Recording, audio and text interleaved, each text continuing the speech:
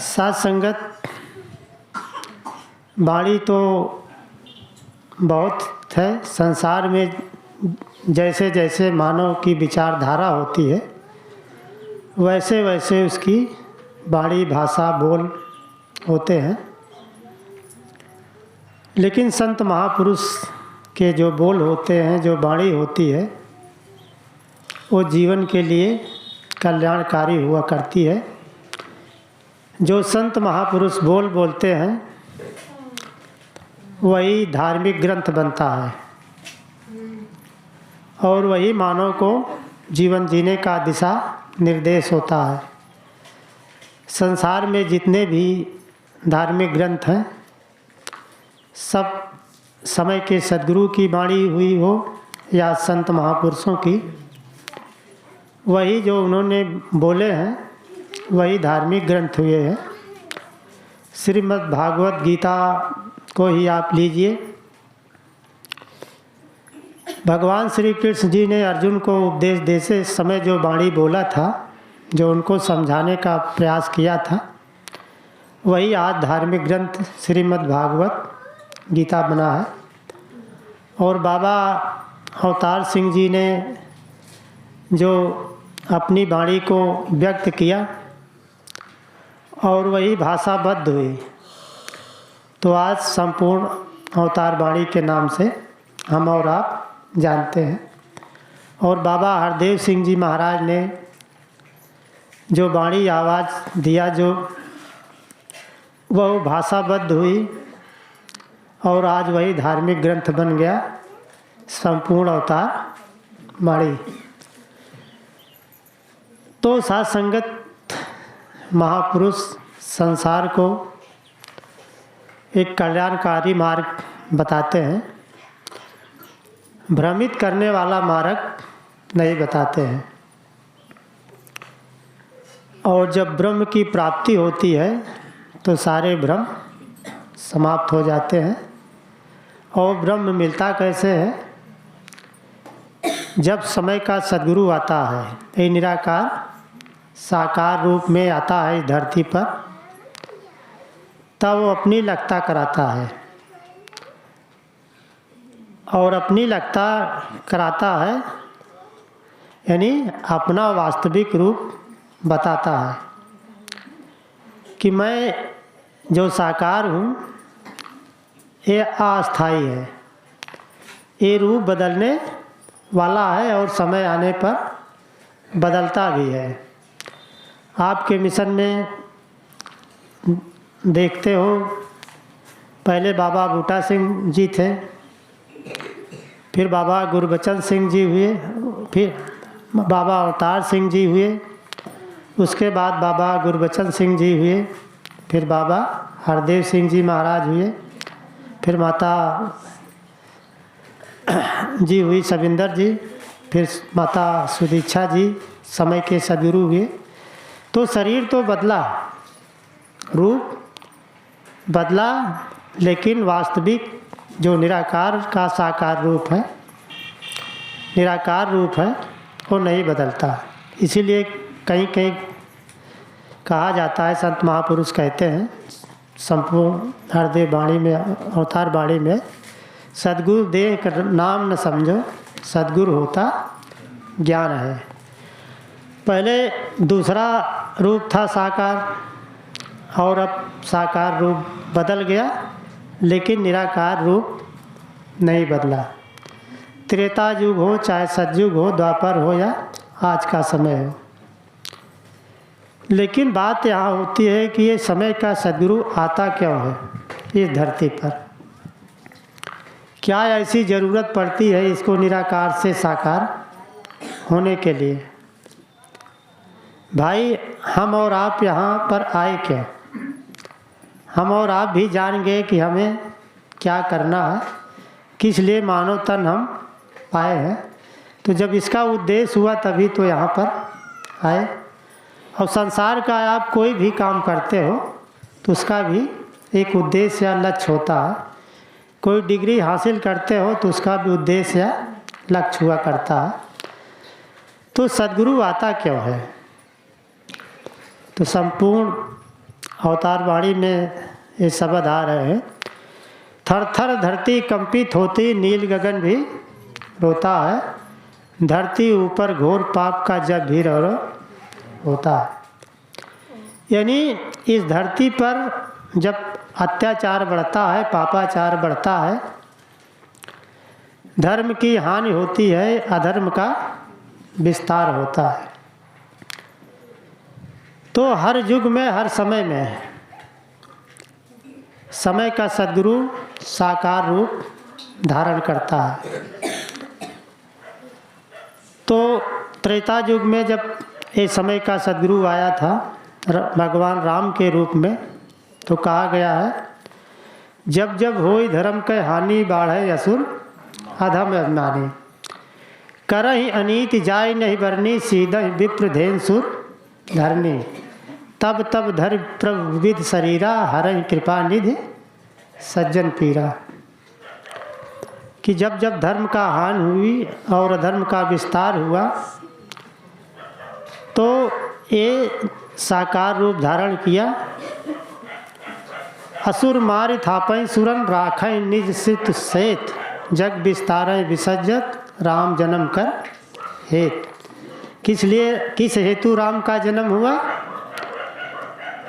अधर्म के नाश के लिए और धर्म के विस्तार के लिए। असुर मार, असुरों को मार करके, थापै सुरन, देवत की स्थापना के लिए, राखै निज श्रुति से, अपने वेद की मर्यादा को रखने के लिए राम जन्म कर हेत। इसी कारण राम का जन्म हुआ, समय के सद्गुरु का अवतार हुआ। तो साथ संगत अधर्म के विस्तार जब होता है तो उसको सीमित करने के लिए, लेकिन काम इसके समय के अनुसार बदलते रहते हैं। पहले था तो राम ने असुरों का संहार किया, लेकिन अगर आज आप किसी असुर को मार डालो तो संविधान क्या कहता है? कोर्ट में उसका अधिकार है दंड देने का, और आप सीधे जेल में जाओगे। तो अब क्या है, आप आसुरी शक्तियों को मार रहे हैं। जो संत वचन कह रहे हैं, हमारे अंदर जो आसुरी शक्तियां हैं वो मर रही है और देवत्व की स्थापना हो रही है। यानी अवगुण हमारे अंदर से जा रहे हैं और गुण विद्यमान हो रहे हैं। आज समय का सद्गुरु वाणी के द्वारा मार रहा है आसुरी शक्तियों को, और पहले का समय था तो सीधे था। और द्वापर युग में जब ये समय का सद्गुरु आया, तो जब अपना रूप दिखाया, दिखाने के लिए अर्जुन को बताया, तो जब उपदेश दिया तो बताया कि इस ज्ञान को मैंने सर्वप्रथम सूरज को दिया था। सूरज ने अपने पुत्र वैवस्वत मनु को दिया, और वैवस्वत मनु ने अपने पुत्र राजा इक्ष्वाक को इस ज्ञान को दिया था। लेकिन इस तरह से ज्ञान राजर्षियों में चला आ रहा था, लेकिन कालांतर में यानी समय का जब अंतर हुआ तो इस ज्ञान का लोप हो गया, और वही ज्ञान आपको मैं बता रहा हूँ, वही योग आपको बता रहा हूँ। भ्रम हुआ कि आपका जन्म तो अभी का है, हमारे साथ का, और सूरज का जन्म तो बहुत पहले का हुआ था। तो इस बात को मैं कैसे मान लूँ कि आपने इस ज्ञान को, इस योग को सूरज को बताया था? तब भगवान श्री कृष्ण जी ने कहा था, बहुन में वेत्तान जन्मान तो चा अर्जुन, तान न हम वेद सर्वान न तम वेद परंतप। हे अर्जुन, मेरे और तेरे बहुत से जन्म हो गए, उन सबको मैं जानता हूँ, लेकिन तुम नहीं जानते हो। तो फिर अर्जुन को भ्रम हुआ कि इस बात को मैं मान लेता हूँ कि हमारे और आपके बहुत से जन्म हो गए, लेकिन जब मैं नहीं जानता तो आप कैसे जानते हैं? भाई, एक मैं हूँ और एक आप है। मैं पिछले जन्म की बात को नहीं बता सकता, जैसे हम और आप नहीं बता सकते कि पिछले जन्म में क्या हम थे, कैसे कष्ट सहे थे, क्या किए थे क्या नहीं। उसी तरह से अर्जुन भी नहीं बता पा रहे थे तो भ्रम हुआ। बोले कि आपको कैसे मालूम है? तब भगवान श्री कृष्ण जी ने कहा था, अजो यब समन भूता नाम ईश्वरो प्रकृतिम स्वामिधिष्ठाय संभवाम आत्माम्या। मैं अजन्मा अविनाशी, कि मेरा जन्म भी नहीं होता और अविनाशी हूँ मैं, मेरा विनाश भी नहीं होता, तथा समस्त प्राणियों का ईश्वर होते हुए भी प्रकृतिम स्वामिधिष्ठाय संभवाम आत्माम्या। प्रकृति को मैं अपनी योग माया के द्वारा अधीन करके मैं प्रकट होता हूँ। सद्गुरु जन्म नहीं लेता, प्रकट होता है।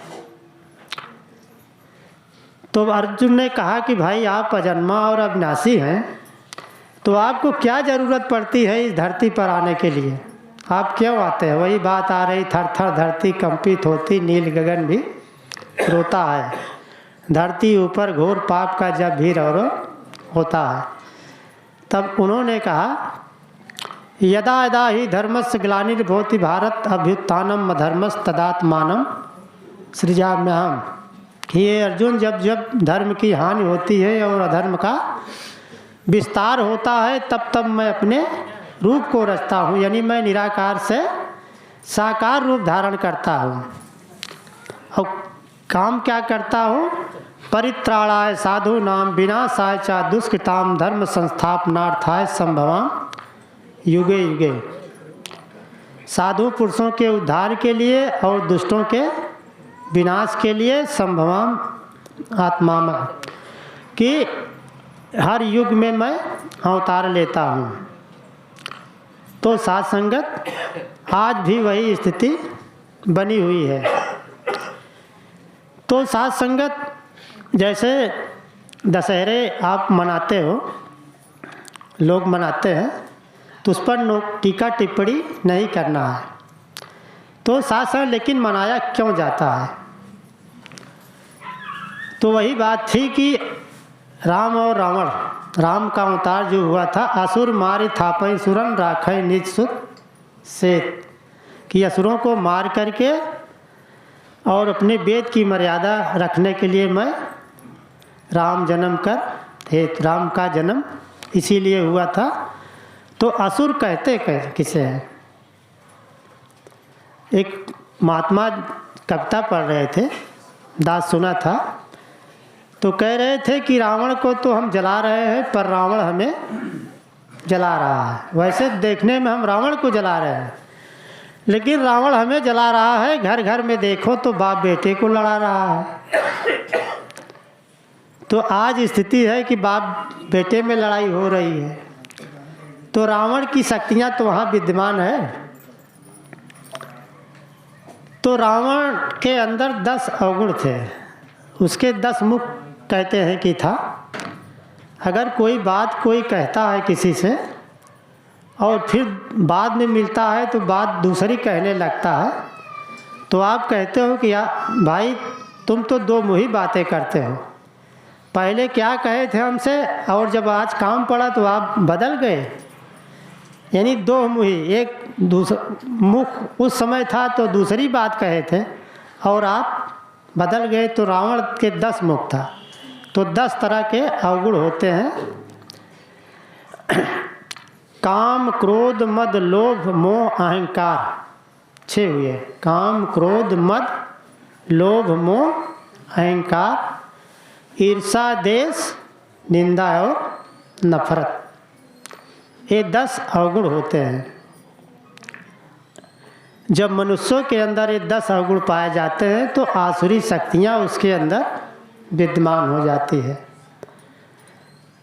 और ये 10 अवगुण जाते कब है? 9 प्रकृति है, 10वां ब्रह्म है। राम ने रावण को 9 दिन तक लड़े थे रावण से, लेकिन विजय पाए थे 10वें दिन। यानी 10वां जब ब्रह्म दिखाई देगा आपको, तभी आप भी विजय इन आसुरी शक्तियों पर पाओगे। हो ही विवेक मोह भ्रम भागा, तब रघुनाथ चरण अनुरागा।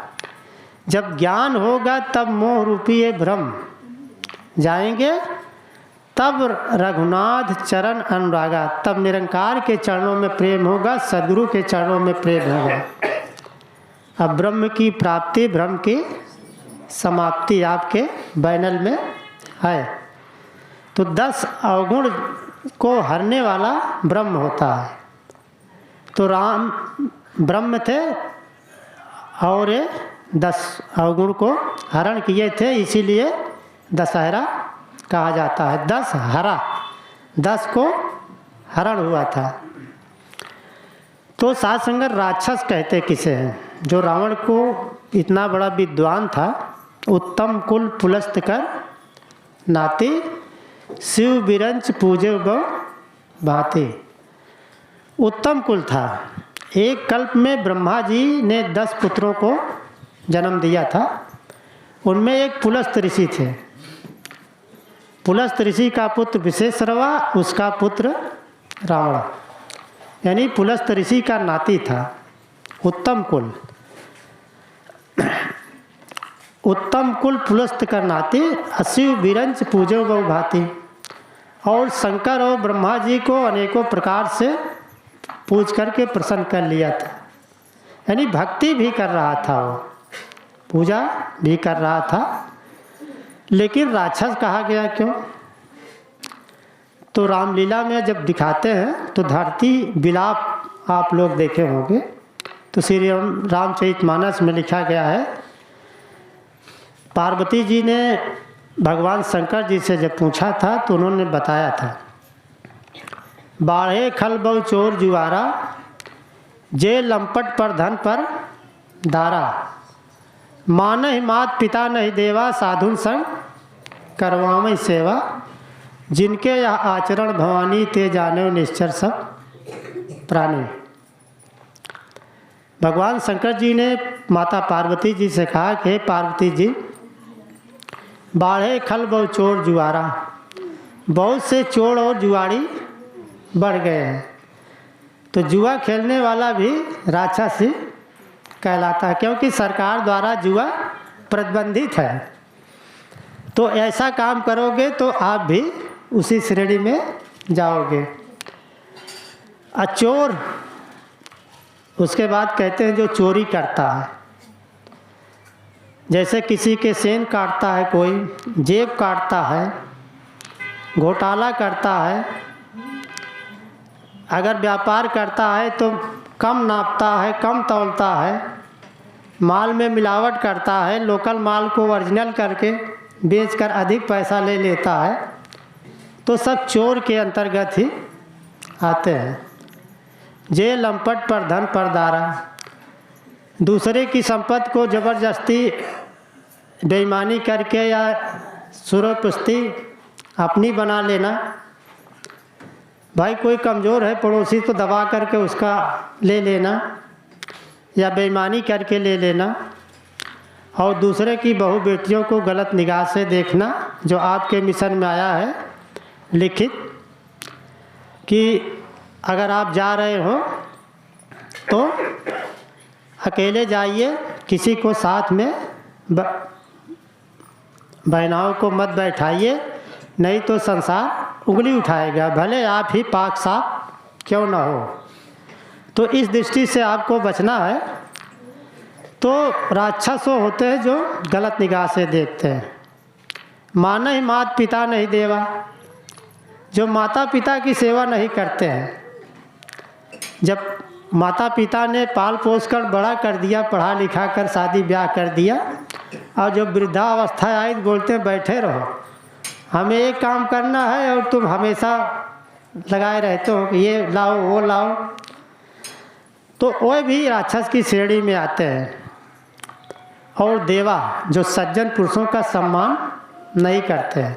और आपको कहा जाता है कि संत संग अब्बर कर, संतों का संग दौड़ दौड़ कर करना चाहिए। संत संग अब्बर कर, कामी भव कर पंथ, कहाँ संत कब कोविद, सुत पुराण सत ग्रंथ। वेद पुराण और सभी धार्मिक ग्रंथ कहते हैं कि संतों का संग करना चाहिए और असंत का संग नहीं करना चाहिए, क्योंकि संतों के संग से मोक्ष होता है और असंत का संग भवसागर की तरफ ले जाता है। कबीर साहब ने भी कहा कि कबीरा संगत साथ की बेट कीजिए जा, साकत संग न कीजिए जिससे हो निवाह। कि साधुओं की संगत करने में देर नहीं करनी चाहिए, और जो साधुओं का अपमान करता है सज्जन पुरुषों का, वो राक्षस ही कहलाता है। सासंगत साधुन संग करवावें सेवा, जिनके यह आचरण भवानी ते जाने निश्चर सब प्राणी। इस प्रकार के आचरण जिन जिन लोगों के अंदर पाए जाए, उन सभी को तुम राक्षस ही समझना। तो रावण के अंदर ये अवगुण थे, इसीलिए उत्तम कुल का होते हुए भी वो राक्षस कहलाया था। हमारे और आपके बीच जो है प्यार होना चाहिए, ईर्षा देश निंदा और नफरत नहीं होनी चाहिए। सेवा सत्संग सुमिरन से जो भी पुण्य कमाता है, नफरत और निंदा से उससे अधिक गंवाता है। तो आज समय का सद्गुरु प्यार सिखा रहा है। और बाबा हरदेव सिंह जी संपूर्ण हरदेव बाड़ी में कहते हैं कि ईंट और पत्थर से बना हुआ तो मकान बनता है, जो बनाया जाता है वो मकान होता है, लेकिन अगर जहाँ प्यार रहता है वो घर हो जाता है। जब हमारे घरों में प्यार होगा, तू मैं नहीं होगी, एक दूसरे का सम्मान होगा, तो हम घर में रहते हैं। अगर सम्मान नहीं होगा, सुबह शाम लड़ाई झगड़ा होगा, तो क्या होगा, वो मकान ही रहेगा। क्योंकि वहाँ सद्गुरु नहीं रहता। जहाँ सद्गुरु उसी जगह रहता है जहाँ प्यार नम्रता और मिलवर्तन रहता है। अब जब जहाँ प्यार मिलवर्तन और नम्रता नहीं रहती, तो वहाँ सद्गुरु नहीं रहता हो। सदा नम्रता मन में धारो, ये सद्गुरु का कहना है। शीश झुकाकर जग में चलना संत जनों का गहना है। समय के सद्गुरु माता जी ने आपको संत बनाया है, महात्मा बनाया है, तो आपके महात्मा वाले गुण होने चाहिए, आपके पास मिलवर्तन वाले गुण होने चाहिए, प्यार वाले गुण होने चाहिए। नहीं तो यहाँ हम कहेंगे प्यार से कहिए धन निरंकार, और वहाँ गाली देकर घर पे बात करेंगे, तो फिर ये सत्संग नहीं होगी। इसका लाभ हमें लेना है। जैसे आप कोई सामान खरीदते हो, अगर उसका उपयोग करते हो तो उससे लाभ होता है, और नहीं तो रखे रखे हो जंग लग कर के सड़ जाता है, पैसा भी जाता है, कोई लाभ नहीं होता है। उसी तरह से समय जो आप देते हो, इसका अगर हम प्रयोग करेंगे, इस ज्ञान का, संत की वाणी का, तभी हमारे जीवन में लाभ होगा। सत्संगत आज जो है देख रहे हो, संसार की हालत क्या है, प्यार नम्रता ना के बराबर रह गई है। कबीर साहब ने कहा कि आग लगी आकाश में, कट कट गिरे अंगार, संत न होते जगत में तो जल जाता संसार। संतों की ही देन है कि ये संसार अभी बचा है, नहीं तो इस तरह से आग लगी है संसार में कि धू धू करके जल रहा है पूरा संसार। प्यार नम्रता ना के बराबर रह गई है। इसीलिए आज समय का सद्गुरु आया है और सत्संग आपको दिया है कि आप संतों का संग कीजिए और उनके आदेश और उपदेश को मानिए।